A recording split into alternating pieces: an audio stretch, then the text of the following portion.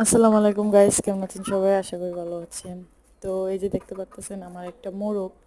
তো আমার দুইটা মুরগি আছে ওর পাশে, আর দুইটা মোরগ আছে। তো এই ওরা দুজন নতুন আর ওরা তিনজন হলো পুরান। তো আমি ভাবতেছিলাম যে আমার এই মুরগিটা যেহেতু কড়ায় তাহলে মনে হয় ডিম পারবে। তো আমি ওই মুরগাটাকে মানে মুরগির কাছে দিয়ে রাখছি যেন তাড়াতাড়ি ডিম পারে। তো মুরগাটা থাকতেছে না, এই যে দেখেন আর দুইটা মুরগি, একটা মুরগি আর একটা মোরগ। তো ওদেরকে খাওয়ান দিয়েছিলাম ফিট, ফিট খায় না, তো ফালাই দিছে ফিট।